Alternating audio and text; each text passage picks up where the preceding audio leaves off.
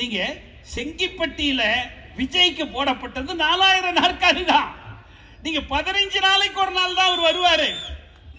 அதுல விஜய் பேசுறாரு, நான் மற்ற செய்திக்கெல்லாம் போக விரும்பல, அதிக நேரம் அவருக்கு செலவிட வேண்டியதில்லை. என்னை முடக்கி வைக்க பார்க்கிறார்கள். என்னடா முடக்கி வைக்கிறது?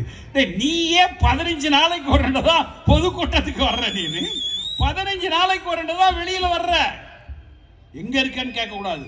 அப்புறம் நயினார் நாகேந்திரன் போய் சொல்ல ஆரம்பிச்சுடுவாங்க, நயினார் நாகேந்திர மேட்டருக்கு போகக்கூடாது. நான் அப்படியெல்லாம் பேச மாட்டேன், அப்படியெல்லாம் பேசி எனக்கு பழக்கம் இல்லை.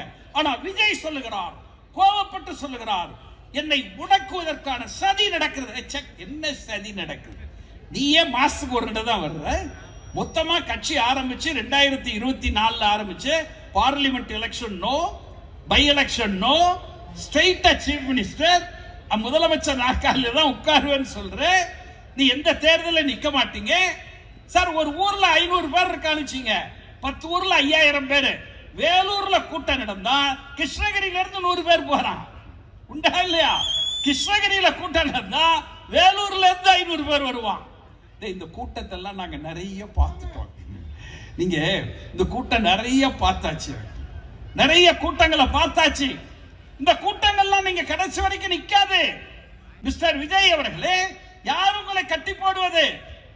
நீ என்ன, நீ வந்து கட்சி ஆரம்பிச்சு 3 வருஷம் ஆகல, மொத்தமா 10 இடத்துல பேசியிருப்பீங்க.